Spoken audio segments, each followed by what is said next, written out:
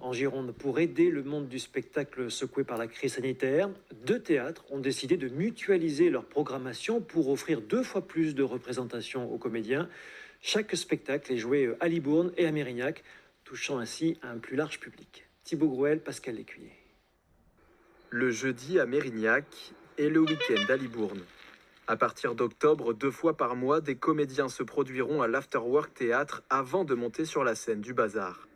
Mutualiser les programmations comme une évidence après une nouvelle année blanche. Je fais venir HK, Albert Mellet, voilà, des gens qui ne jouent pas forcément à Bordeaux. Ils sont super heureux de dire mais j'ai trouvé une 3e date, ça sera le jeudi à Mérignac. Je veux dire, ils ont été confinés, interdits de spectacle pendant 18 mois.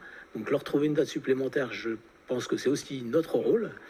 Dans cette salle de Mérignac, intégrée à une usine, la plupart des représentations tournent autour du monde du travail. Pour son directeur, c'est aussi l'occasion de diversifier les spectacles.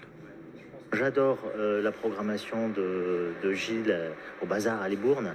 Eh bien, je me suis dit que ça serait pas mal d'avoir une partie de sa programmation qui vienne ici. On a vraiment de beaux artistes et de beaux spectacles.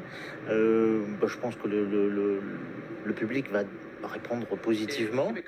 Bruno Coppens à Mérignac ce jeudi ne sera pas à Libourne ce week-end, mais applaudit l'initiative et plus largement le retour du spectacle vivant. Je suis super ravi de faire une réouverture, parce que quand j'entends le mot ouverture, déjà, c'est un mot qu'on entend plus souvent depuis 1 an et demi dans le milieu. Les choses reprennent. En fait, je suis en train de jouer ce que j'aurais dû jouer il y a déjà 1 an et demi, donc ça peut paraître bizarre, mais en même temps, cette reprise-là, c'est un tel stimulus que c'est un bonheur d'être là. Premier spectacle de la série prévu le 7 octobre. Près d'une vingtaine d'autres sont programmés entre Mérignac et Libourne pour l'année à venir.